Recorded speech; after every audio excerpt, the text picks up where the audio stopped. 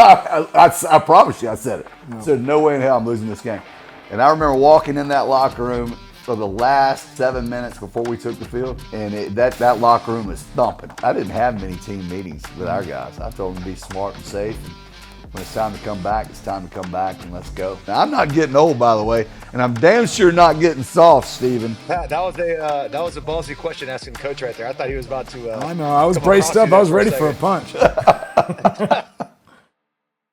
All right, tailgaters, got an exciting episode coming up for you guys this week. Since we don't have college football like every breath of the week now, with season being over, but bowl games looking ahead. NFL starting to heat up. There's a lot to still talk about, even though South Carolina doesn't have a game for the next 2 weeks. But speaking of that, and teeing everything up, Steven and I are planning to go down to Orlando for this bowl game. And we are planning to do something the night of the 30th. So Monday the 30th, the day before the game, we're going to be down there and hopefully do a little tailgate, happy hour, something to mingle with you Gamecock fans and talk some to the away team, the Fighting Illini.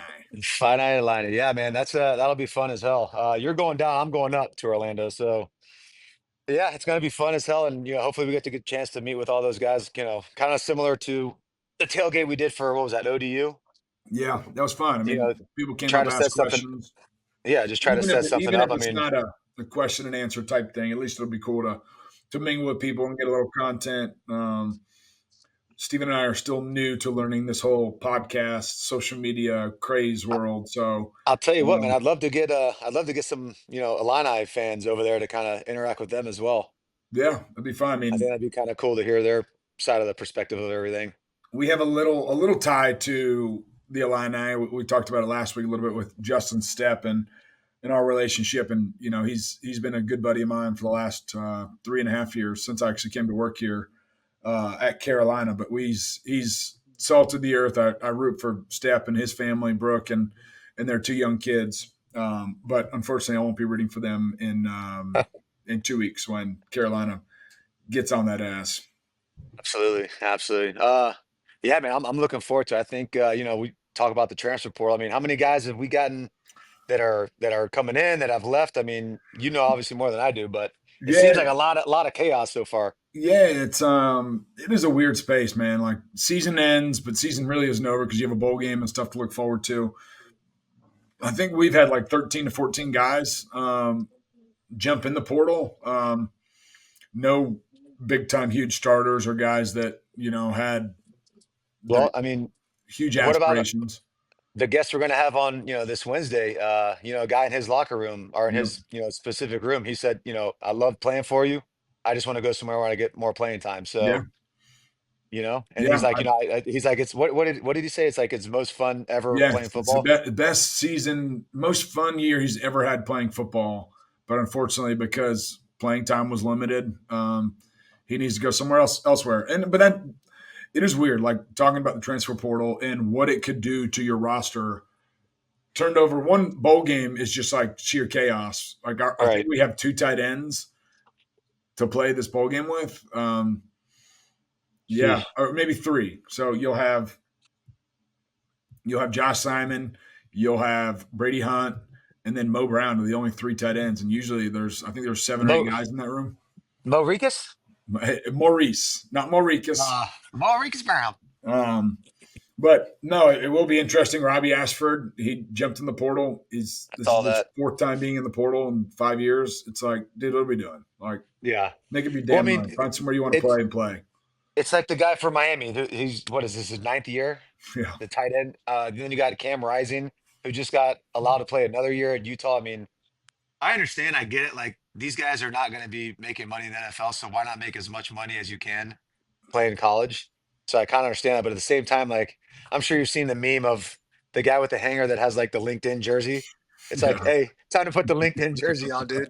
Like, hang it up, hang it Oh, up, hang up the cleats. But it's as you know, as I know. I mean, it's hard to stop, yeah, playing. yeah. Oh, but I mean, like, I guess I played in three bowl games during my 4 years. My freshman year, we did not play in a bowl game. But let's talk a little bit about bowl practice and like what that is, because it's kind of a ghost town. Like I think exams finished here last week for most for most students, and Right. everybody's gone at Christmas break. But basketball is in season right now, men's and women, and now football is gearing up for the bowl game. I think they start practice tomorrow, is what Coach Elliott told us. But it is kind of like a very slow, quiet, weird time to be a college student in a college town without college students other than you and your buddies. Yeah, yeah. And then sometimes you might pull a fire extinguisher and Yeah. get in trouble. Yeah. Some people think There's that's, a there's a lot of there's a yeah. lot of stuff you can do in Yep. the ghost town. But But yeah, it's I agree, man. It is a little eerie. I mean, you don't have I mean, they're not in class right now, right? they're done. Exams finished last week. So I do know that, just from our experience, is once season ends, they give you like a week to kind of like recover, recoup. And then you Right. start getting into like true workouts again, because in season workouts necessarily aren't like off season workouts. There's in training and then off season training workouts. And you start getting bowl games is when you start to kind of set the steps up for what winter workouts are going to be like. There are some kick ass workouts I remember that we did during bowl week practice to kind of gear us up. And it is another really big development time for the younger guys who haven't Yep. played that much this year. They get some extra scrimmage time because in Extra. season Yep. it's sheer chaos. You have X Yeah. amount of time to sit there, and the starters have to get certain looks against the scout team and this and that, and you have to cover special teams. So I do know that bowl week and bowl prep is a really cool opportunity for young guys to really showcase their talents again, because fall camp you get that, and then in season it's like kind of like Yeah. it's sheer chaos. Like let's cover what we need to cover. So they do. I would imagine Coach Beamer will be talking about some guys that really turn heads that develop during season that are going to show up during this bowl prep. Yep. Yep. And I mean, as you mentioned, I mean, I don't know, like I guess you said there's the guys that have left in the portal. We're not really game influencers, so to speak. Yeah, no huge names have jumped in the portal. I mean, Robbie Ashford's probably the biggest one who had the most impact play so far this year. But I mean, so there's the backup quarterback job. I mean, it's wide open, you know? yeah, so that'll provide opportunities. What's the saying? Opportunity is nowhere, or it's now here. So it's from the guys that wanted to run. The opportunity is nowhere, and that's why they jumped in the portal and they're gone. They're going to look for it elsewhere. Yep. But for the guys that stayed and the guys that are through and through Gamecock like you and I, opportunity's now here. Now it's time to answer the call.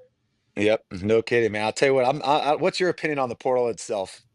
Like, just, I mean, you got kids. I mean, high I school just wish recruiting is they going to be were. different. I wish they were like guardrails, guidelines. Like I wish it. I wish it was back to the rule where you could transfer once. Like Yeah. you shouldn't be able to jump and go and get upset and make a rash decision. I mean, a lot of these guys that go in the portal don't find a home, Right. which is I mean, another piece. Is like you're at the University of South Carolina where you're going to come here and you're going to do something special and something cool. Like even if you're a walk on here, you're provided lunch, academic benefits, the social life, like you're developing relationships with friends. yeah. There's a lot of value in being a student athlete here, not to mention like the community that's going to embrace you and the opportunities from jobs and community service work moving forward, where guys are just jumping in and out. And I wish that there was like you get one unless your head coach leaves, and maybe you can get two, but Yeah. you shouldn't play for 4 different programs in 5 years. I mean, yeah, it's the wild, wild west. I hate it. And I'll tell you what, I hate more about it than anything else, having a son that's, on that verge of getting recruited now is it's hurting the high school kids, Yeah, yeah, It's hurting. Those kind of like the guys that are on between like a 2, 3 star. It's like, why take a 2 or 3 star kid when I can just go to the portal and grab somebody that's already been, kind of doing it in college for a couple years. So, it sucks. The good news is I've talked to probably 100 different coaches and schools regarding Memphis. So I mean, that's good news for him. But it's there's plenty of horror stories out there where there's guys that can play that just aren't getting an opportunity just because of the portal. So I don't yeah, know. It's kind of a deal, but that's the only world we got.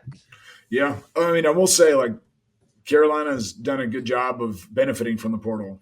Yeah. Yeah. Like we have had some star-studded guys leave to go elsewhere, but we've had guys that came Won a in and defensive really player. made. Yeah, I mean, like guys that came in and made a real big name for themselves, like defensive player of the year in college football. Yeah.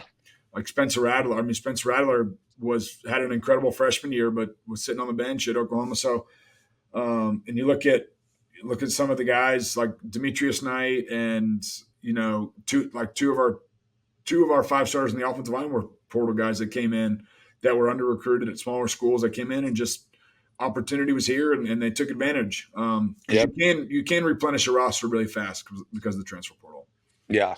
Yeah. So like you said, it's a double-edged sword, but I agree with you, man. There has to be some sort of guidelines, guardrails, stipulations. There's got to be something because right now it's pure chaos. And I'm a fan Yeah. of chaos, but Yeah. this I is mean, wild. I know that like the next week or two is going to be crazy in the football ops building with portal guys coming in, doing their visits. And I mean, it just doesn't stop. Like recruiting Yeah. doesn't stop. Guys are going to go through the bowl game and get in the portal after the bowl game Yep. that are there right now. But let's look at a more positive note. It's college football in the playoff gears up here Friday. So we had a little bit of a lull. Our Army Navy was cool, kind of. NFL Sunday last week was pretty good. My Bills took it to the Lions. Appreciate your $50 on cut. That was clutch. Josh Allen Yeah. doing Josh Allen things. Both my locks of the week got shot to Yeah, hell. you were unlocked this week. I'll tell you what though, I will say this: Army's uniforms I thought were better than Navy's. Yeah, I agree, and that's like half the battle, right? Yeah, that's all I cared about. No, Yeah, but but that I that mean, was that was awesome, man. Your boy Josh Allen is. I think you think he solidified the MVP. I would think so. He had accounted for 4 touchdowns. I think it's going to be tough, man. With between him and Lamar. Lamar is playing absolute lights out too right now. Yeah, It's gonna be. I think it's gonna be down to those two. I mean, you could say Jared Goff, uh, but I think last I night, mean, with how Allen's do you performance, not? I mean, I guess Saquon didn't have a crazy game last week, but Saquon's potentially going to rush for over 2,000 yards this year if he has 2 or 3 more and big that's games. what was the last time a NFL guy had 2,000 yards rushing? I mean, I know Eric Like, Dickerson. What's the record? 2168 or something like that. Like I know he's tweeted it out. Like, hey, yeah, like it's out there for you to break. Come get it if you yeah. want. But just dude, like a Steven Garcia play, or Josh Allen. They were down in the low red. The defensive end kind of pressured him. He stepped up in the pocket, the 3 technique. He kind of stiff armed him and went to run and would have walked in, but the guy that was guarding the tight end, like kind of like came to Came off. take him on and stop him from running, and like a little chest pass for a touchdown. Unfortunately, there's a holding penalty, but Josh, like just finding a way to make a play. I mean, he is so hard to not root for because he plays with a passion and an edge. And he just leaves it all on the field every freaking Sunday, He, Saturday, Friday, Thursday, Monday. Like that dude's he's fun just as a hell to warrior. watch. He is fun as hell to watch. I mean, I'm definitely rooting for him. I did see pregame. It was they showed the video of Buffalo Stadium Yeah, and just the snow. I mean, it was like blanketing the screen. I'm like, good God, that it looks is a miserable. monster up there. I think they're getting the 2017 or not 2017. The 2017 type storms we got my first year up there. We Oh, had 3 storms of over 3 feet during how the about your season when I was up there. speaking of the Bills, man? How about your boy T Mac, minority Yeah, Tracy shareholder? McGrady and Vince Carter, Josie Altidore. That's pretty cool. I think Yeah, it is like you look at these NFL ownerships and even some of these universities now, like private equity, venture capital money is going to start working its way in there. yeah. Um, I mean, it's extremely lucrative. These TV deals are they're anchored. It's it's crazy, man. I watch, in the morning I'll make breakfast for the family and everything. I'll put on a little CNBC and they were talking about they interviewed Tracy McGrady this morning about it. And he's just like, I mean, you got an opportunity to own some sort of a professional franchise. You got to be crazy not to take advantage of that. Yeah, 100%. I mean, work done as a minority owner there in Atlanta. It's pretty cool to have a guy that had the jersey on, and he'd come around. He came to our running back meeting room a few times and kind of would watch tape with us and pick it apart. So pretty cool. But let's talk a little bit about this week's guest. And this guy knows some football. and he knows us. He knows the good, bad, and the ugly about us. He experienced it with us. Yep. Coach Yep. Elliott was he's one of my all-time favorite coaches I've ever been around. Just he is who he is. He coaches hard. He's stern. He loves hard. Um, all that stuff that really, I mean, we talked about it. Like he's consistent and he expects his players to be consistent. And if there's inconsistency on either part, then he's going to address it real quick.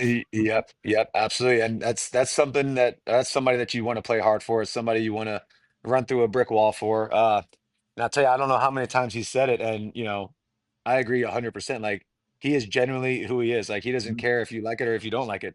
Yep. He's not going to change. He's doing what he wants to do his way. I mean, he said it over and over again how blessed he is to be part of, our run in the late 2010s with Coach Spurrier, getting a chance to be the interim head or the actual interim head coach and then the coach at Georgia State. So, Yep. I mean, football's definitely blessed him, and it's cool to hear him say like how fortunate he is and the way he's passionately coaching these young guys. I mean, Yep. it's awesome. He's everything he's touched has, I don't want to say turned into gold, but everything that he's been around and experienced. I mean, his time at App State, like, national championships, Yeah, within his first year, after his first year, he was coaching a position group. Like that's kind of unheard of in the GA world. yeah. And then his impact there. Um, and then his time in South Carolina, like when he was What, telling us how he got the job, that was kind of like, what, he's that was like, cool. let's see if, I mean, that's my dream job. Let's see if they'll even entertain me. And he got a voicemail back from Coach Spurrier, and he's like, "Oh shit, they're taking me seriously." I thought that was a great story. I mean, I thought it was also funny how he was working in, what was it, Medved Yeah, sales or something, and did a couple months, was making a boatload of money, and he's like, "This he's like, sucks." yeah, they offered me 7 grand to come be a GA, and he took it. Yeah, Hey, mom and dad, you got to sell my house. I mean, he's I mean, he's a football guy, and I mean, he's like as you said, he's one of my favorite coaches I've ever been around yeah. to this day, and just a salt of the earth guy. Well, I mean, he dove in a lot to kind of his experience coaching and where all he's been and how he's impacted people and programs. But I know that this place has really impacted him and pulled on his heart. This is, I think, is the job that he's been looking for to get back here in some way, shape, or form for the last 9 years since he left. I know he's always wanted to come back. That's why his family still lives That's what here. I'll That's why say. he never Yep. left. Um, and no, this is going to be an episode that, I mean, all Gamecocks are going to like. I mean, a local guy from Camden that wanted to play here but wasn't good enough to play here. Ended up going to App State, had a heck of a career, and worked his tail off to get the opportunity to come back here and have impact here. And boy, he did. And yeah, well, I'm tell you what, we're gonna take him up on those doing the next episode with him, drinking beers either on your back patio or on his boat on Yeah, Lake let's Murray. do And the we're boat. we're, Screw we're my doing back that. patio. I drink beer out there all the time. Let's go on the boat. Done deal. Yeah, let's set that up. No, everyone's going to love this episode. I mean, Coach is so easy to pull for and such a great man. He's a great leader and he leads by example. The way he loves his family, the way he loves his players, the way he passionately coaches. Yep. He's one of the goats. Yep. No doubt about it. So yeah, y'all tune in, leave a review, like it, subscribe, do the whole whatever they do on social media. You Yeah, guys whatever. We're let it learning. ride, We're man. learning. Give us some grace, That's all people. that's all we want for Christmas. Just leave a review and try to get us, a little more visuality, if that's a word. Yep. Hopefully everyone's enjoying Tailgate Talks with DeMarco Garcia. To the moon, boys. All right, we're sitting here with Coach Elliott, longtime buddy. He was here during Stephen and I's my last 2 years, Stephen's last 2 years and 4 games, 5 games, however long he made it. How many games did you make? 4? Auburn? Five. 5. Five. Okay. Yep. Yeah. But no, I think. Actually, technically six. It was after the Kentucky game. Oh yeah. But I think all of us at Gamecock Nation are super excited that you're back. It's been a long time coming. 16 was your last year here, and then 17 you went Yeah, to. 16 was the last season here with Coach Muschamp, and then took the job down at Georgia State. So 7 or 8 years removed, and now being back. But I mean, you bleed what we bleed, garnet and black. Oh, yeah. I mean, this is a place that I know is super important to you and super special to you. And also really exciting you to be back here and do it for the first year in a while. So thank you for all you've done this year I and appreciate for us during our lives and always following up and staying in contact. It's a big piece that I think is missed in the coaching world. Is it's not just about X's and O's; it's the long-term relationships that are built. No doubt. Yeah. Yep, absolutely, man. As I've always told anybody that would listen, you're still one of my favorite coaches I've ever been around, and I genuinely mean that, Coach. You're one of the good guys, man. I can't wait to crack a few cold beers with you Well, after you this know what after the I am? season, of I'm one course. of the genuine guys. I think that's kind of what Yes. separates myself from a lot of other coaches. I'm not a lot of fluff, and it's kind of just be who you are, coach just the way you want to coach, and don't change for anybody. And it's kind of like y'all. I mean, exactly how you guys are. So, I guess that's what keeps me relevant. I keep it real 24/7. Well, I remember, just from me, when I finished playing, and I was living in Atlanta still, I remember I reached out to you like, hey, Coach, I have no clue what I want to do with the rest of my life. And you were like, well, come drive down here anytime, any place. Like, come hang out with us at Georgia State. We'd love to catch up with you, talk with you, see if this is something you'd be interested in exploring. And, that was a big piece in me, ended up deciding to come back here to Columbia to do it at South Carolina. So I appreciate you taking the time and offering that up. No problem. All right, well, enough of that. Let's give us a quick overview of the program right now after this year. You got here in, February? I think I rolled in here February 15th was my first day. It's the 14th or 15th, something like that. That's Steven's birthday and Weston's birthday. Oh, yeah? Right there. Okay. Yep. So that was a good day. But when you look back at it and look to where we started and going through spring practice, the summer months, and through this season, this team right here has probably developed and grown more than any team I've ever been a part of. I'm truly honest when I say that, just because of the fact we've gotten so much better as a football team. Yeah. There was days during spring practice where you look at each other and us as coaches and players as well, and it's going to be It's going to be tough. We're going to have to do some things. We're going to have to, one, gel as a staff, two, gel as a team, and then get better as an overall football team. And I think we've done that. And what's incredible about it is, I always look at football seasons as kind of roller coasters, the ups and downs of the seasons, especially that 4 weeks of camp. And when we went through the 4 weeks of camp, I don't think we ever went downhill. Yeah. And I remember telling the tight end group that, and I was like, guys, I don't think we had one bad, when I say a bad practice, just where you didn't want to be there and the effort was there, not there. And we just continued to grow and it just continued to roller coaster ride, even after the losses there early on in the first 6 games. And you could see that there was a huge amount of potential and a huge amount of excitement and just the will to go and be a better team. Yeah, that was what jumped off, watching the games, being in Williams-Brice Stadium, was just how tough and how competitive and how gritty this team was. And those are all characteristics that I know you embody and Steve and I embodied. Yeah. And, as former players here, you might not be the most talented team, but you better go in Williams-Brice Stadium and defend your dirt. No doubt. And they definitely did that. Yeah. And I'll tell you what, to kind of piggyback off what you just said, Coach. There was days, and Pat, I'm sure you can attest to this, man. There was days during camp where we're like, No doubt. this sucks. Hey, there's And for you to days say coaches that, are saying the same thing. You were a head coach. You obviously know what the hell you're talking about. So for you to say, there was never like a bad, kind of a lower day. Yeah. That speaks freaking volumes. It really does, and that's a testament to our team, the players, and the coaches as well. But man, just the attitudes that we had that went out there every single day. It was awesome.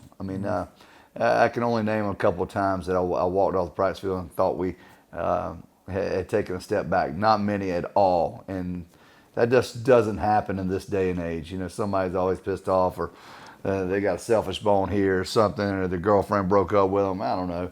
But we just kept moving forward. It's a long freaking season, too. It is. That's really impressive. Yeah. You think 12 weeks, 2 open dates, and 4 weeks of camp.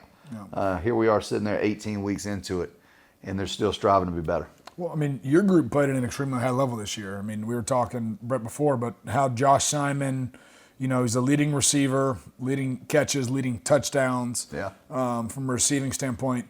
like we all knew he could do that when we watched his tape coming from Western Kentucky, but to watch him evolve and insert and block the C gap, there were several clips that I watched of him in pass protection where he's strapping up a premier pass rusher on the edge, which like for a fullback, H-back, like that stuff got me excited. You know, it's funny, but that the entire group in here, and we've actually had some guys that have transferred out just to go find better playing time. But honestly, one of the greatest things, and I won't mention him by name, but he walked out of here and he said, "Coach, this was the greatest season I've ever had playing football." Mm-hmm. And this was a guy that was leaving to go play somewhere else just because he wanted more playing time. Mm-hmm. But the fact that he said that, that's how our room was, and that's how they played well. They love playing for one another. We had a blast in this. We're in the tight end meeting room right now. Yep. And I promise you, there was never a dull day in this meeting room. We would come in and just enjoy being around one another, whether it was meetings or going over film or talking about life or talking about what they did last weekend. We just made the game fun and the experience fun. And as long as you do that, you can keep people engaged and you can really have a successful football team. And that's a testament to what you just said earlier. You know, when you first got on here, is like you're a genuine dude. I mean, we can feel that. I mean, I can feel that, you know, through the freaking phone right now. Oh yeah. And you know, I got that literally the first time you took over for Coach Walford, man. First day on here, hair on fire, and I mean, you can tell when someone's full of shit and kind of fluffy, but when someone's genuine, you're gonna get along with them extremely well. Yeah. And I mean, as you just mentioned, I mean, that tight end room, I would love to be a fly on the wall during some of those meetings. Oh, we have I mean, a hell of a. I mean, just to hear we just to hear have the a banter hell of would a be awesome. time. It's really it's fun for me to coach guys like that, and I try to keep it like that. Even as a head football coach, Stephen, I tried to be the exact same way. You know, I just didn't roll into Georgia State, put the head coach hat on, and change. I was the exact same guy. It didn't matter. Team meetings, you know, you got to have great discipline. You got to have structure, but you never should take away the fun. Mm-hmm. And we always put the fun into it, and you know that's why you're successful in life. You never have a bad day. I can't count on my hand a single day that I've had that's been bad. Well, I know, like as a player, like we always wanted consistency from the coaches. Yeah. Like it's a roller coaster of a season, but like being able to stay flat and level headed the whole time. Yeah. I mean, because like as a coach, you just want your players to be consistent too. Yeah. Show up on time, do what I ask you to do, pay attention, work hard, be diligent. Like so, just consistency. And kind of your approach of like, I'm going to show up, I'm going to work my tail off, but I'm also going to have fun. I'm going to love on you. I'm going to get into you if I need to get into you. But you'll know it's very mutual in the respect and the love that's shared. Yeah. So I can really I think that's why Coach Spurrier and I got along so well, because we were just so consistent. That was exactly why y'all got along so well. Oh man, but yeah, I'll tell you what, Coach. I remember seeing you. I guess it was during camp, the first day or whatever.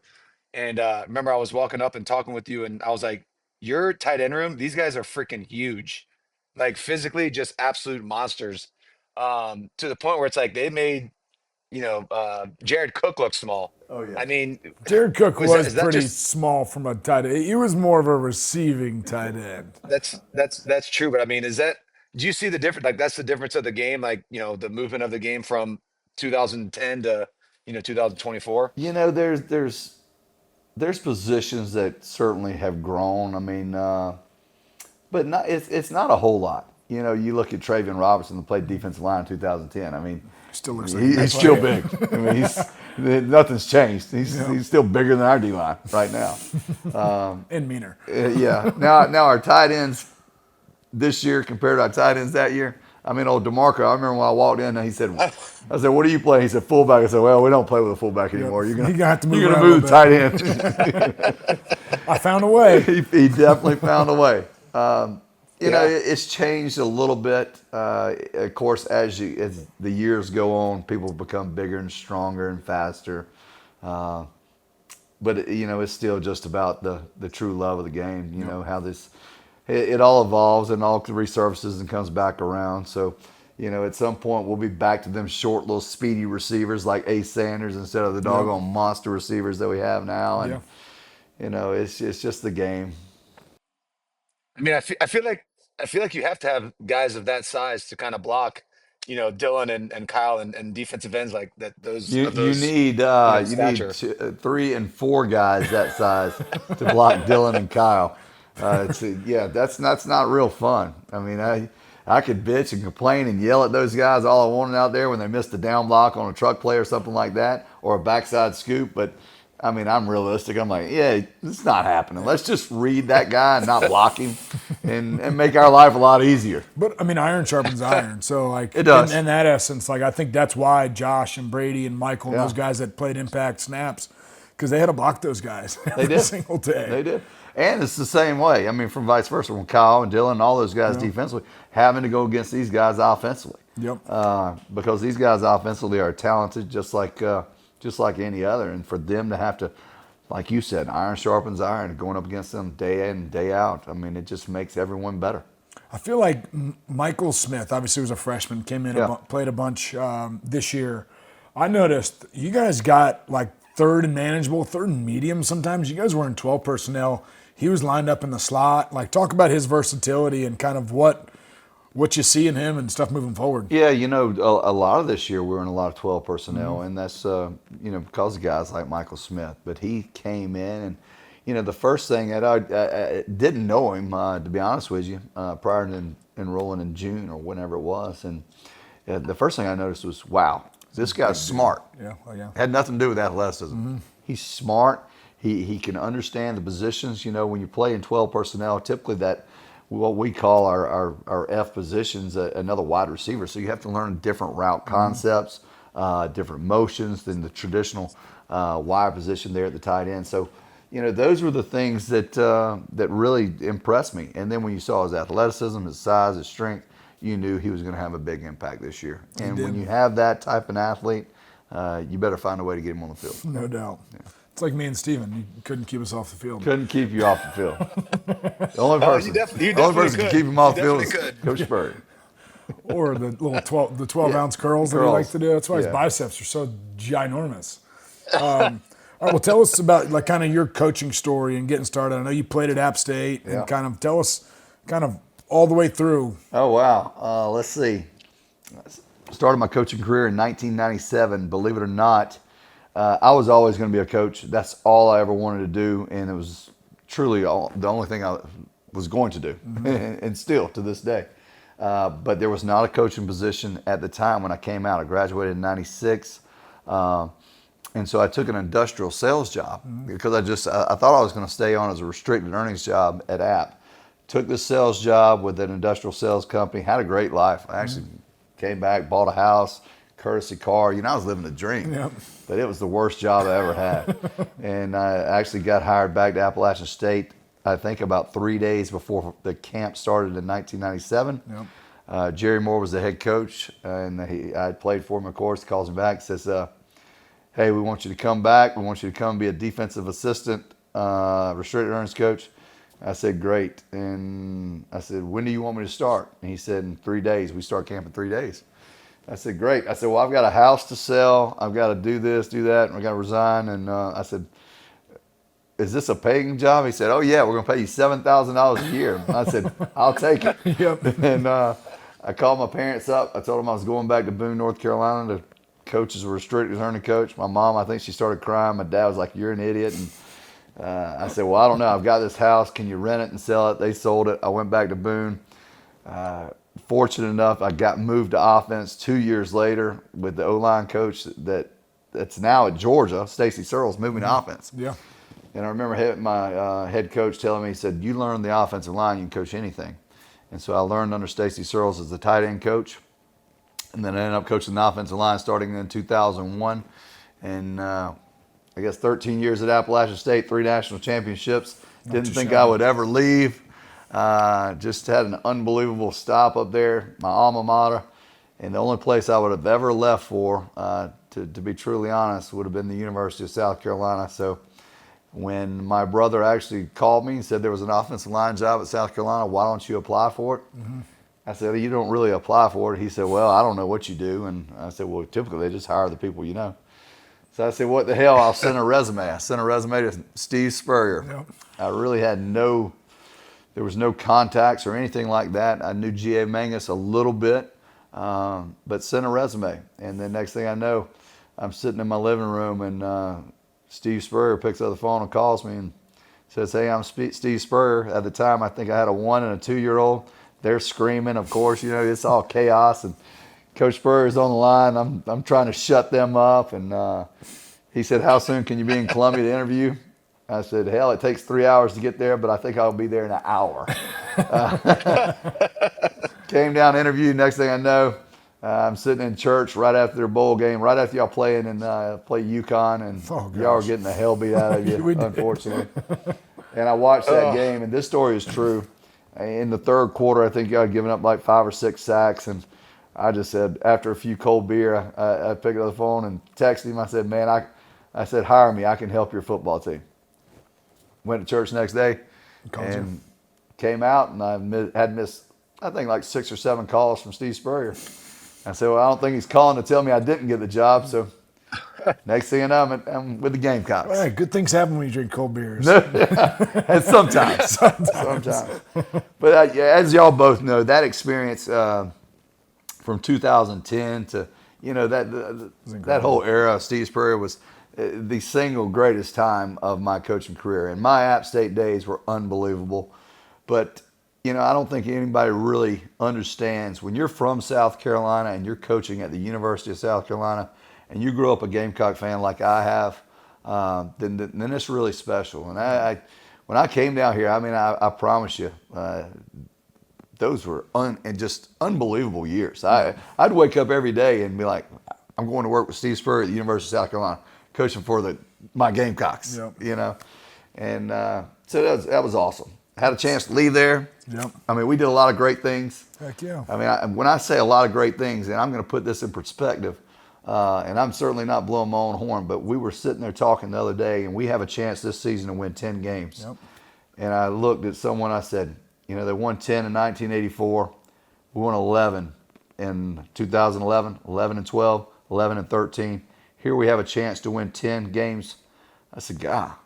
Yeah, opportunities right in front of you. 5 years, 4 of the 5 greatest seasons in South Carolina history, I've been fortunate to be a part of. Heck yeah. It's unbelievable. You just don't get to experience. I'm like the lucky rabbit's foot, I guess. I don't know. But I'm very blessed and can't wait to go get the 10th win. Well, I think that just comes down to being who you are and loving on the players and being a heck of a football coach and and the passion that you have. I was sitting there and you were just talking, I was getting like goosebumps were running up my spine. Like how much you love this place, what it meant to be here the first time, what it means to be back. You're one of us. I wish, not that I wish you would have played here because I wouldn't want to have blocked you because you're a freaking psychopath. But man, like to have a guy like you on the coaching staff, but on the football field, I would imagine you were a bad on the football field.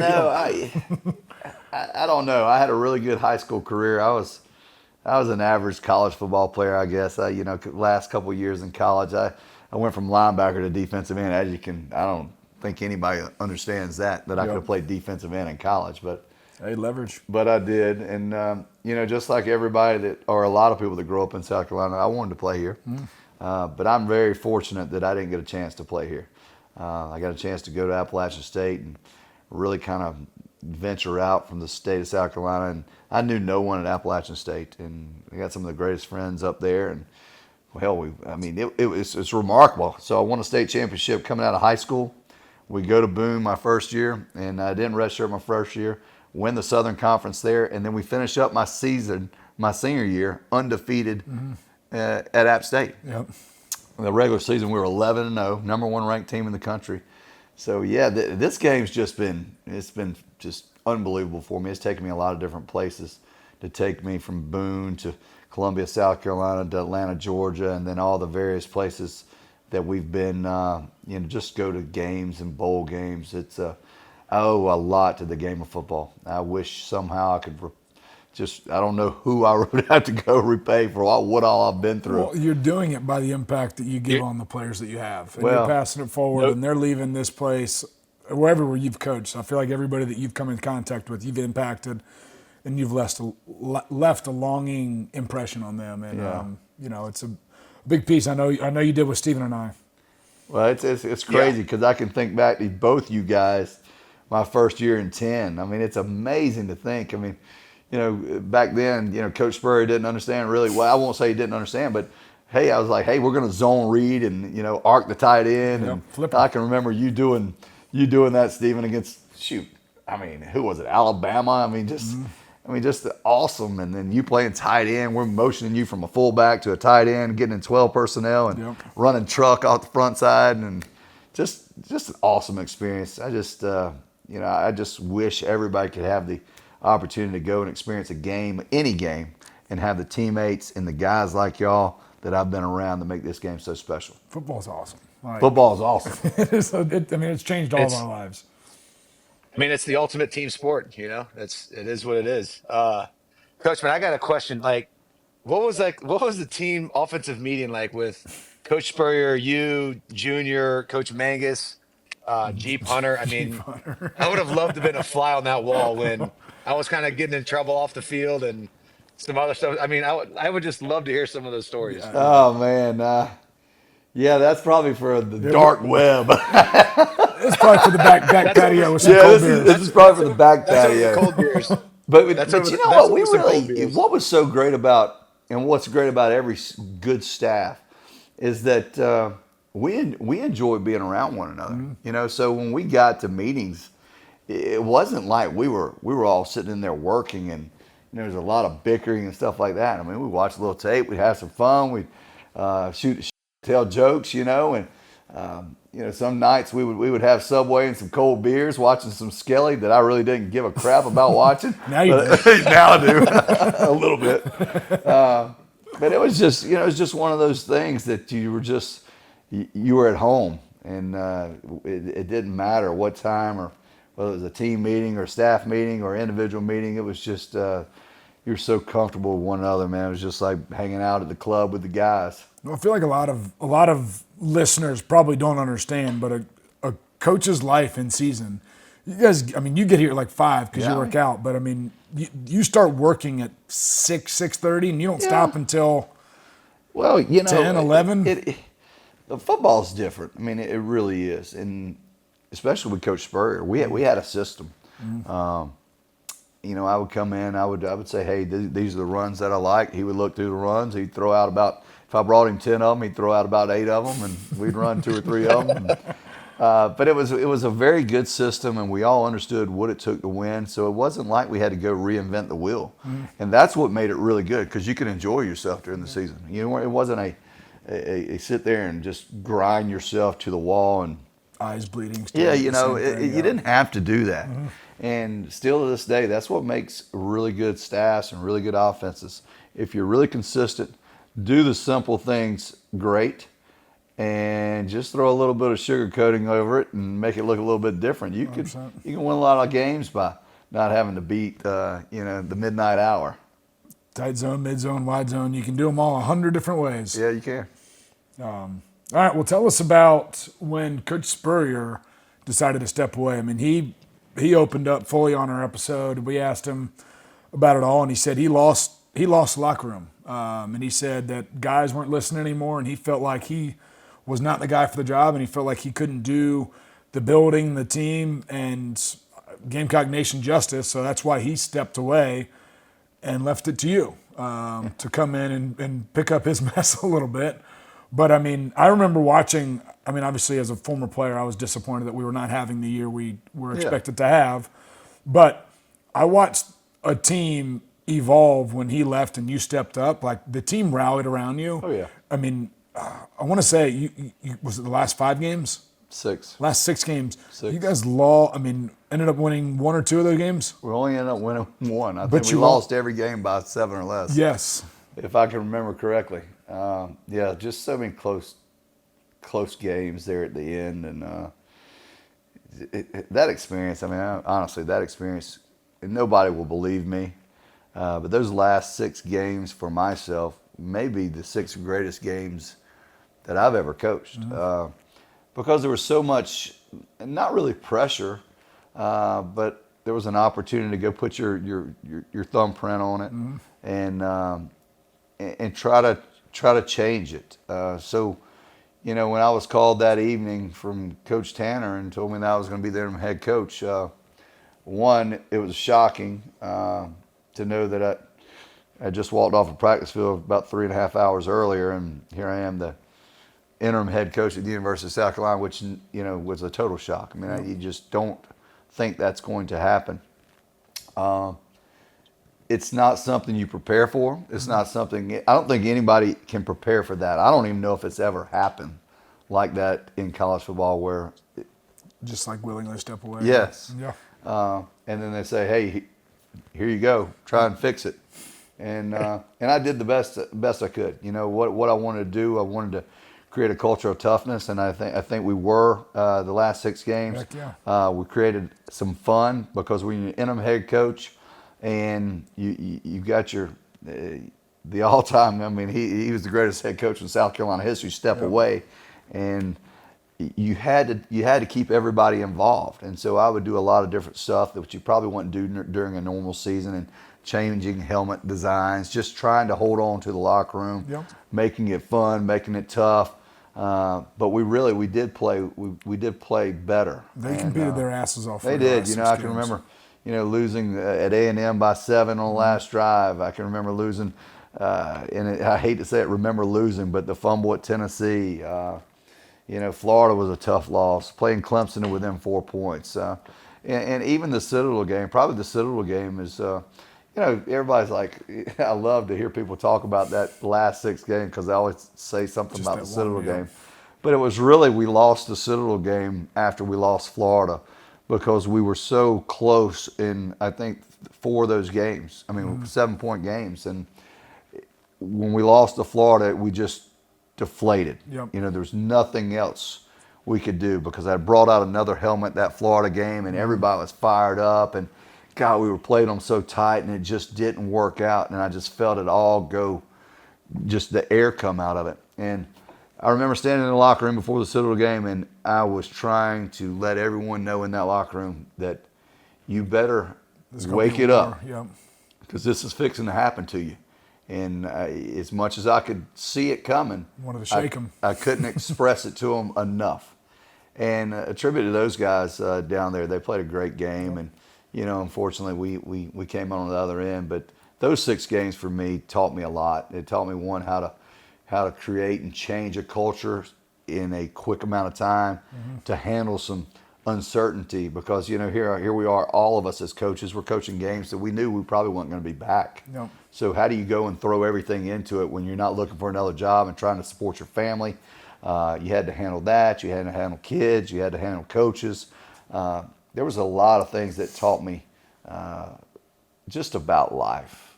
And it worked out just like it should.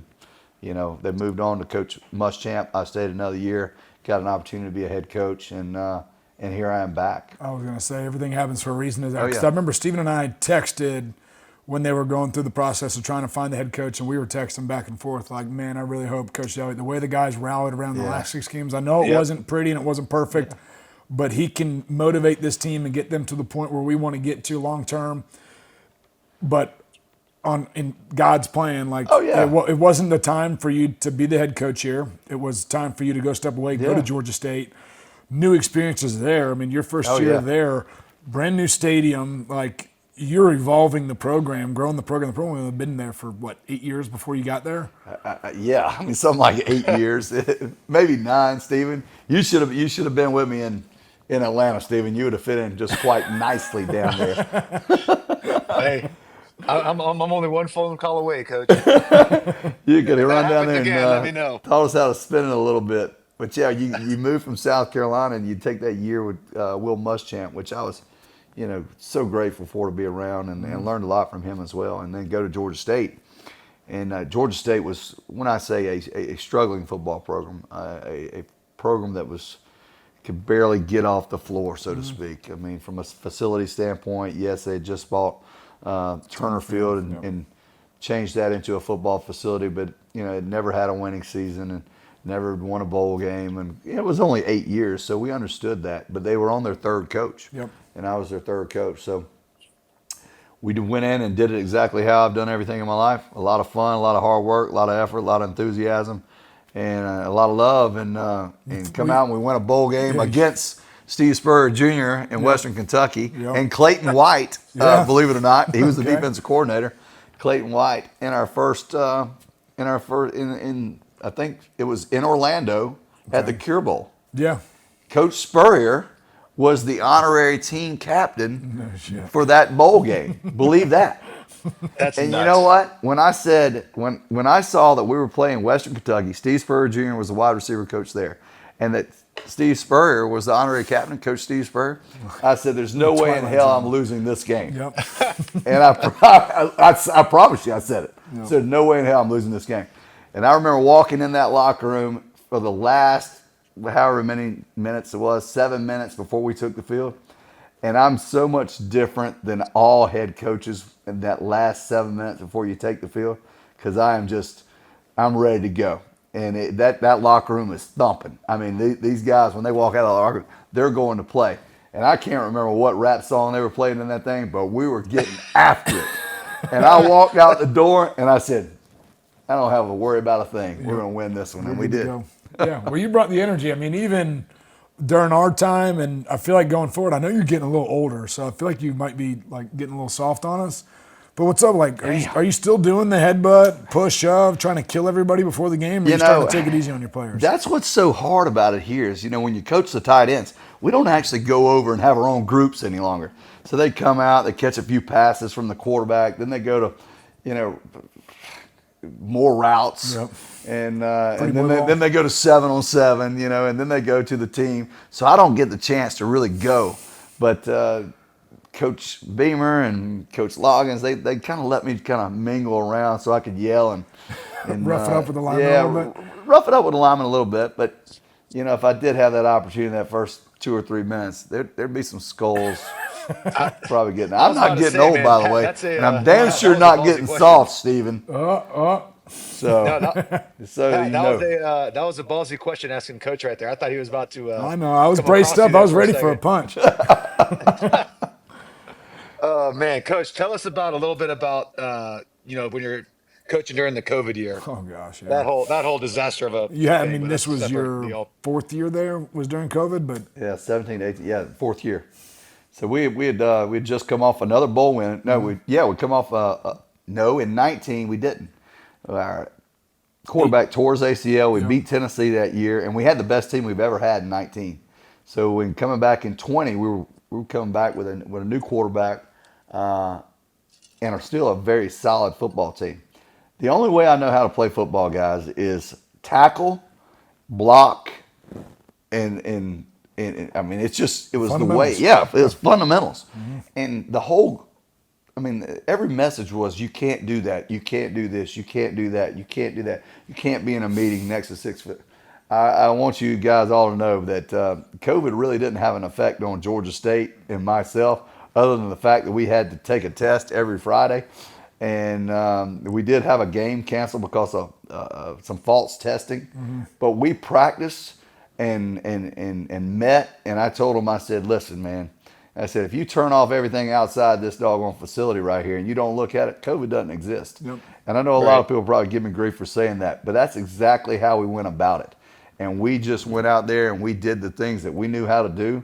And I promise you, it was probably one of the more successful seasons that we had. Dang, bowl games through your last 3 years there. Yeah. We won a bowl game that year, and it was just gratifying to know that these guys came through it, because there was a couple guys that said, I don't want to play, Coach. And I was like, hey, you don't want to play?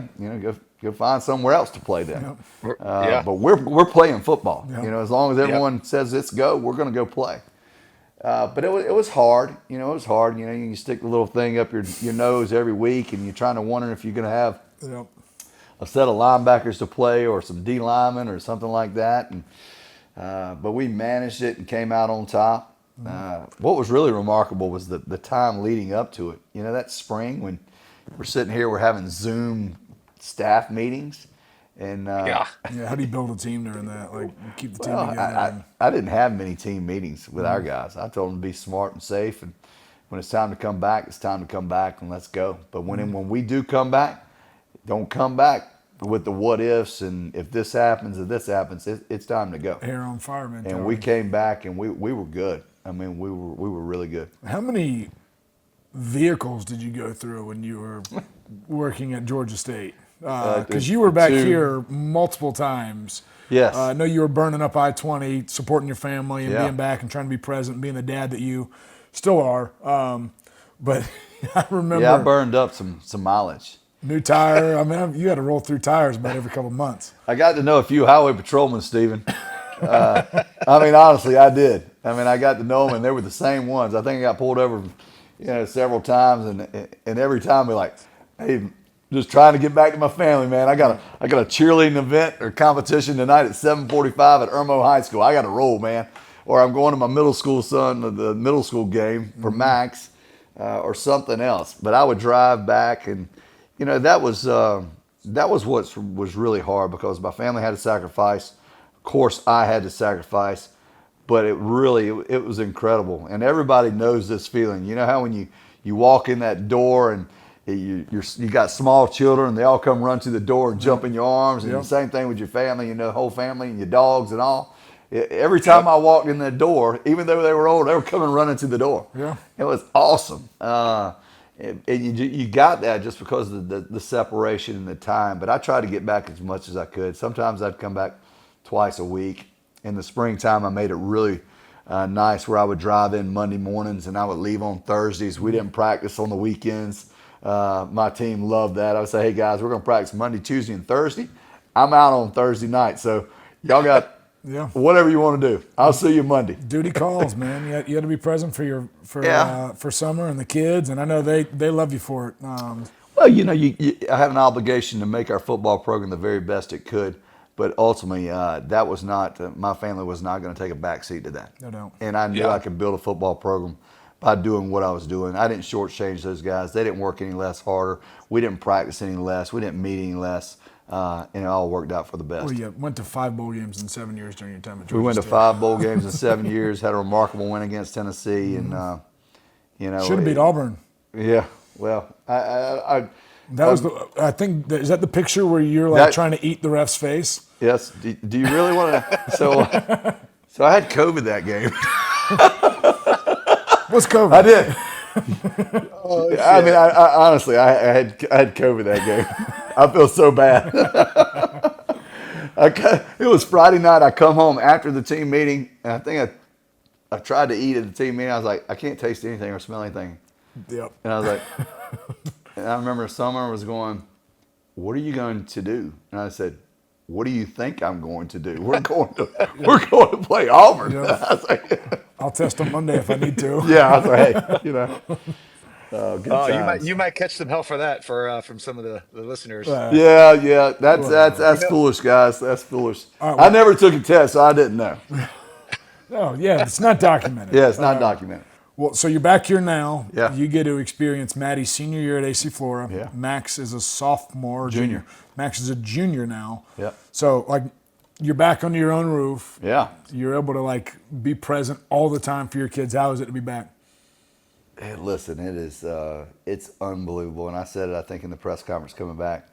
When you come back to the state that you're from, everything in the state, I mean, everything about it, the people, I was coming back to the people that I love. I mean, that's awesome. I mean, but people they don't understand that. They understand, most people understand money and they understand that, but man, when you got happiness and you got everything that you need and you don't need anything else other than that, you don't need to go search for it. And I knew all along the happiness that I needed was here in South Carolina at the University of South Carolina. I was trying to get back here to them and to make it all work out, and then to finally come here and to see how it's all turned out this season. I mean, honestly, I wake up every single day and I don't know what I've done to deserve this, but to be on a football team like this with head coach Shane Beamer and the staff around this and the players that I had the opportunity to coach and even the defensive players and everybody that I've interacted with, I don't know why it happens to me. But I'm so fortunate, and it's just incredible. And I can't wait to go play this bowl game, to try to get that win against Illinois, and that 10th win is something that's a standard that hasn't been done a lot of times here in South Carolina history, and just to add to it, and hopefully build this place into something that's going to be really, really special for a long time to come. You're doing that. I mean, the whole building, whole staff, everybody in this place, and you guys are recruiting incredible people. The culture is great. You know, Williams-Brice Stadium is going to change here in the next couple of years, but I would imagine this building, everything's kind of changed since you were here last time too. Yeah. I mean, from the time we're over there in the old Eddie Floyd building, walking in, and if it rained the night before, your office was, soaking wet. And I remember the first time I came in from App State to South Carolina in 2010. I walked into the office, and they still had the big dinosaur TVs. Yep. I said, wait a second now, guys. We don't even have those at App. I mean, where's the flat screens? And just so funny. But so much has changed. This facility is incredible. It is, yeah. I mean, God, I remember the biscuit place right outside of Williams-Brice. Right here, yep. No, remember the old, was it Mr. Biscuit? Oh, yeah. It was some little small biscuit place right outside the stadium where the, what was it, the farmer's market was. Yep. I mean, it just, all industrial. And then you look at this and the Gamecock walk and everything. And it's incredible what they've done. Coach Tanner's done an amazing job. Mm-hmm. And then the renovations that's going to take place to the stadium moving forward. Ooh, it's just it's great to think about. It's a great time to be here in Carolina, and you've been here for a long time. All right, let's talk about, your first job, you were coaching tight ends at App State. How the position has changed from, you said 97 to 2024. Yeah. Like, I feel like it's kind of very specific. There's you have a blocking tight end, you have a receiving tight end, you have your insert tight end. So that's really what's changed. Now you've kind of grown to the multi-dimensional guy, the guy that can play in the run game, play in the pass game, really strengthen perimeter out there with his big frame and body size on some smaller secondary people. But I can remember at App State that I had my running tight end, and I'd always have my hand on the running tight end right there, and then I'd have my right hand on the running tight end, my left hand on the passing tight end. And I remember Jerry Moore, Coach Moore, looking at me one day. He's like, "Are you putting them in based on play?" I was like, "We got to." I was like, "That's just what we got play to to do." Their strengths, yeah. And both of them look like traditional inline tight ends, but one can catch and one couldn't. I was like, well, here we go. We want to run belly G? Well, I got to get this guy in the game. You don't want the other guy in. He's like, well, they're going to know. I was like, they don't. Still got to stop it. Yeah, you got to stop it. So that's how it's evolved, and the tight end can be so much more to an offense now. It's really I call them the adjuster. Yep. They're the adjuster of the offense. They can play so many different positions to put themselves in, whether it's a 2-minute situation to be in that type of passing concepts and hurry up offense to 3rd and 1s, and it's just also get them in the backfield for a 7-man pro. Get them in the backfield for some 7-man pro. I think when I did that for Josh Simon, when I was the offensive line coach, I would use hammer curl bars, and hammer curl bars would teach what I call an A to B to drill, where you would separate your hat or your head from your hands by punches. Yep. And when I brought those out, and he started using them, to teach pass protection, how you didn't lunge and you got your head away. He looked at me and was like, "What the?" He's like, "What the hell am I doing? I'm picking up a 25-pound hammer curl bar and punching this thing away and taking kick sets." And I was like, "Oh yeah." He locked up some dudes. He did. He did a great job. Hey, Coach, not to change the subject, man. You remember Ryan Broadhead, right? Oh yeah. Broad. So he just moved down here to Tampa, and he came by the house and brought his wife and kids over here, and they left early, and Broadhead stayed for a little bit longer, and just kind of shooting the shit and had a couple beers, and he's an executive like a big hospital down there, isn't he? He's the managing director for United Vein Center of America. Yep. Who actually trained the CEO's kid, but it's a lot different story. But man, I was talking to Brad. I was like, yeah, trying to get Coach Elliott on the podcast. He's like, if you do, please tell him he's like one of my favorite people of all time. He's like, I didn't really play that much at all, but I still he brought that energy all the time, and just tell him I said hello. So, oh man, I love Broadhead. I follow him on social media and see everything that he's doing, and I remember, he was so awkward. He is still very awkward. Just so just from a physical standpoint and running and stuff. And I remember we were running I think we called it back like 38 or 39, where the center would pull, a little truck scheme. God. I remember he pulled out there and hurt his knee. And I don't know how the nickname came up with it. It was like Broadface, if I remember that. It was, Like, yes, it bro. was, so I said, Broadface is down. I was like, Broadface is down. Oh, God. But it's great. You know, all those guys, man, those guys were just, Good group. they were a good group. God. I mean, TJ, yeah, Hutch Hutch. Eckerson, Kyle Nunn. I mean, Hutch, listen, Hutch comes off. We're playing Georgia, second game of the season. He comes off, me and him jump in the air to like do the, the old bump. Yep. He comes down on my ankle and goes out in the freaking game. We put Kyle Nunn in at right tackle. You believe that? Like Hutch unreal. gets hurt by jumping up in the damn air, hitting me, and he comes down on my ankle. And next thing I know, he's out. Kyle Nunn, you're up at right tackle. How come Kyle Nunn's in, Coach? Well, Yeah, I don't think Coach Spurrier ever did that. But I remember this. So this is so funny. So Hutch goes in, and Kyle goes in and does a phenomenal job. But he gives up a sack on like 3rd and 7 off the right tackle side. And I remember Coach Spurrier saying, "We're not throwing the ball again." And I think he handed it to Marcus like 12 straight times to end that ball game. Mm-hmm. That was incredible. T.J. Johnson, Rakevius Wag, all those guys. T-Camp. T-Camp, a nut job. Yes. T-Camp. Love Oh, that guy. Lord. T Camp's coaching offensive line out in. I'm not No, sure. He's Where. defensive line. yeah. He's defensive line. I can hear him going, "Hey, Shawty. What's Hey, up? Shawty." Hey, Shawty." Hey, shout it. Him and Kenny McKinley, may he Oh, rest all in of peace. Yeah, we had a great group. We had a lot of fun. Yeah. We competed our asses off. I mean, Steve and I joke around like we worked really hard. Summer sucked. Winter workout sucked. Spring ball sucked. Summer camp sucked. But we made those shitty experiences, and like we had so much fun off the field that we were able to like get over how bad it sucked. Those shitty experiences is what ultimately turns out to be the greatest experiences. Because those No are the ones question. that you talk about the most. Like, remember that day when somebody ran me in the ground, or that's what really makes it all fun. I mean, that's what I remember. You were never here with Justin Sorensen, were you? You missed. I was Sorensen. not. Oh, we got a good my God. Sorensen story. We'll save that for a later date. All right, let's talk. I mean, They would have got along real well. What do you think, Pat? Oh gosh, yeah. Ah, No, not so That much. would have been funny as. All right, well, let's talk about a little bit new age of college sports. It's changed quite a bit. I mean, you had it as a head coach at Georgia State, and you were kind of on the other end of the stick because you were building an incredible program with some really good players, and it was really hard for you to keep them because if they played really well, they went and played somewhere bigger. better. they did.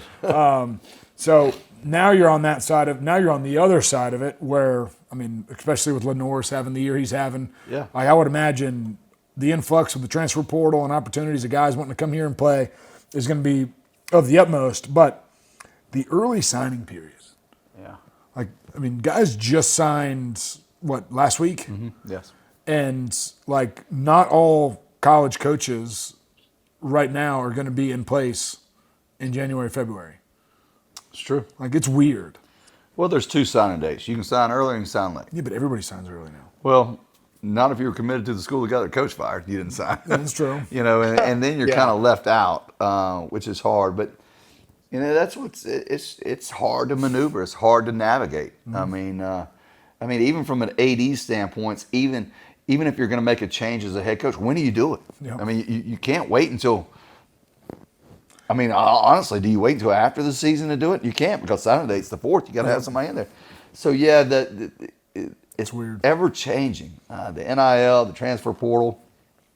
When the transfer portal came out, I really was against it because, like I said, we were losing players and really good players, and they weren't just going to, just Joe Schmo U. They were going to South Carolina. They were going to North Carolina. They were going to Tennessee. They were going to Texas. They were going to USC. Impact players. And they're going to Miami. I mean, I'm looking at them like, God, we recruited these good players. I mean, Nobody wanted them then. They want them now, though. they want them now, and that made it hard. But honestly, it balances itself out because the players that you do lose, more power to them. That's good for them. Yep. Opportunity. And after I got over the initial reaction of it that first year, I started looking at them, and I would always reference South Carolina. I said, hey, if South Carolina calls me today, I'm going to be the head coach there. So if South Carolina calls you to go play there, you need to go. Yep. And I hate to say it like that, but real. that's reality. life. Yeah. That's life. I mean, I wasn't going to stay at Georgia State if I had an opportunity to be at Auburn, and they weren't either. And I just we kind of started saying, hey, it's a tribute to us as coaches. We recruited these guys that nobody didn't want, developed them, and now here they are going off to bigger and better things. And isn't that exactly what you want with everybody that you come in contact with? Yep. That they can leave you and go on to be bigger and better than what they were when they got there? I'll tell you who doesn't like that is Brian Kelly. You see what he just said, right? No, I didn't. Yeah, well, that's why he and I are probably two totally different people. Yep. I mean, and I understand I've got a job to do and I've got an obligation to wherever I am, but I want the best for student athletes, and I certainly want the best for us as coaches. And there's a happy medium that we've got to find in all of this. But I think it's working out now. The money situation and all that. That's where I really get it's just out of control. I don't know where they're going to get a handle on it, how they're going to get a handle on that. But it is really just out of control. And here's the thing, and I put the jersey on, and so I know I probably can say this, but I want you to know that, yeah, you're a great football player. Yes, we want you to be a great football player, but I'm just telling you, there's other great football players out there, Yep. and somebody's always going to be replaceable. And I knew as a senior at Appalachian State, when I left, somebody was going to replace me. But it's just hard to know that the game has kind of been diminished a little bit because they're playing now for money. Yep. For money, 100%. It is crazy to me that guys get the chance to go play professional football, and there's several that are taking a pay cut to go play in the NFL. There's going to be a lot of people that take pay cuts to go play in the NFL. Yeah. And that's good because we're getting to keep them in college.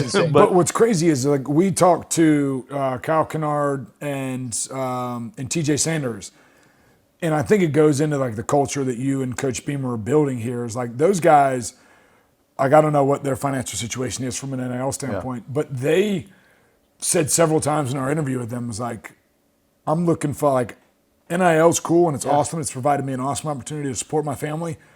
Real money comes here in April when I get drafted, and then I ball on that 4-year contract, and then I get a contract extension or another contract. Yeah. Like, that's what I'm looking for. NIL is awesome because I'm paying bills. I'm able to buy my kids Christmas present like Kyle.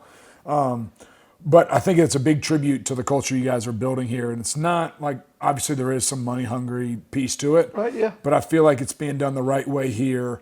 And at least guys are being responsible with it. I mean, we talked about financial literacy a little bit with them. Yes. And they were like talking about their tax situation and stuff like that. And I was like, whoa, if you asked me that question, I was 21 years old, I would have been so confused. And it's just like anybody else. I mean, if you're getting paid what you're worth, I have no problem with it. Yep. But some of these individuals and some coaches, it's just what it is, are being paid. And I'm like, you got to be kidding me. Yep. I mean, like, no. It's a different age, and I mean, it makes me sick to my stomach, Coach. But it's probably for the best, man. You give me $1 million. As a college, listen, as a you're kid still in the as a kid in NIL. Columbia. Man, you're still being. Hey, look at the here's logos. The thing. This is what I want you to understand. And you've got a great personality, big. I mean, and that would have happened wherever you went. But I'm telling you, you reap the benefits of being at the University of South Carolina every single day. We did. I mean, you do. No doubt. I call you maybe the greatest South Carolina player ever. Because here's the thing, Stephen, and I want you to take this as a huge compliment. Huge. You're the only player I know that can be kicked off a football team and still be held as the greatest Gamecock ever almost. I mean, hey, you're out there, you're leading the Gamecock cheer, and I'm like, he got kicked off the team. Nobody else can do that. That's a valid point. Valid point. But, and you know what, Coach? I think it's just because I am who I am, and I think people 100%. respect that. Yeah. I'm not gonna shy away from anything else. And luckily I got Pat now, and Pat's kind of reining me down a little bit, trying to control a little bit. Just a tiny bit. Hey, we're real similar. Shoot, I went to the Darius Rucker concert, man. We had a great time the other night. You should have been there. You were there. You should have been there. It was unbelievable. You would have burned that My place wife was down. like, you can't be doing all this. You're acting like a teenager. I was like, were you kidding me? This is What do you incredible. want me to do? This is me. Well, I mean, that's like goes into like the opportunity's been provided, like the opportunity to play football. Like, I'm going to take advantage. I'm not taking a day of this for granted because this is incredible. All right, so we've been doing a new segment to finish up here, and it is rapid fire questions. Don't cheat and look. Okay. But of the current guys on this team at South Carolina, we've asked some current guys this, and we asked some former players during our time. But, Steven, you started off. All right. Who's the funniest guy in the locker room? Oh, God, funniest guy in the locker room. I'm going to get one of the tight ends, Vose. Lucas Vose. I just laugh every time I see him. He's a very laughable guy. Yeah. All right, who's the smartest teammate on the team right now? Smartest teammate. Wow. Smartest teammate. Rashawn Lee. Yep, it's going. All right. Who's the strongest? Strongest.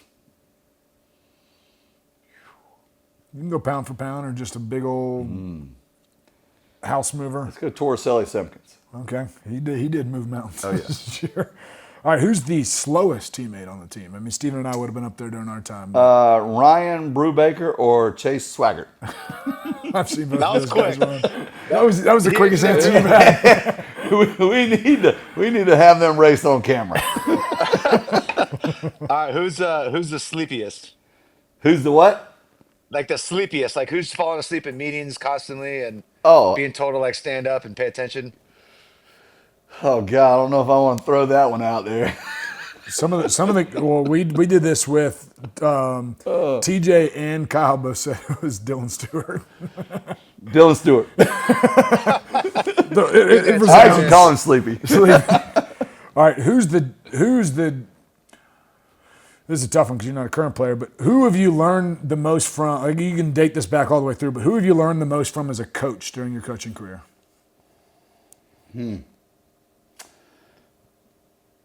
As a player? No, as a coach. Oh, No. who have I learned the most Yep. from as a coach?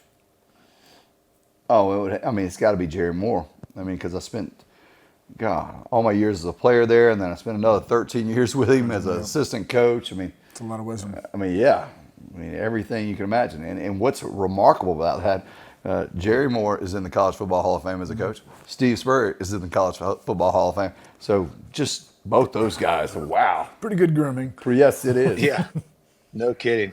Coach, on the current roster, who is most like Pat and who is most like myself? Yeah. Who's the structure and who's the chaos? Ooh, God, okay, I'm going back with Vose for you. Vose's chaos. Like he'll like to start FaceTiming me like, "Hey, what are you doing?" And I'm like, "Hey, what are you doing?" Then let's see, Pat. Pat likes to get a little unraveled every once in a while as well. Oh yeah. But he does have the structured and the. I show up when I need to. Yeah, he shows up when he needs to. I'm trying to think. Let's see. I'm just really extremely well balanced. Is Yeah, what you you're are. saying. Oh God. I would go with Lenore's. Lenore's? Or Luke Doty. No, go with Lenore's. All right, Lenore's. Keep going with Lenore's. I'll get his NIL paycheck. We'll split it.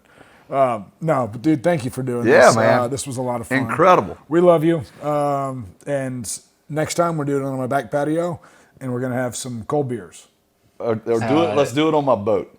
That's even better. Let's do it on the boat. Either one. I'm in. Let's do that. And Hey, Coach, when do you guys go to Orlando? when do we go? Yeah. Is that planned yet? The 20. I believe we drive down the 26th. Okay. Yeah. All right. I will see you there. Fantastic. Chaos is coming to town. Chaos come to town, baby. Yes, sir. Appreciate you, Coach. Love you, man. Yeah, man. Love y'all too. Thank y'all.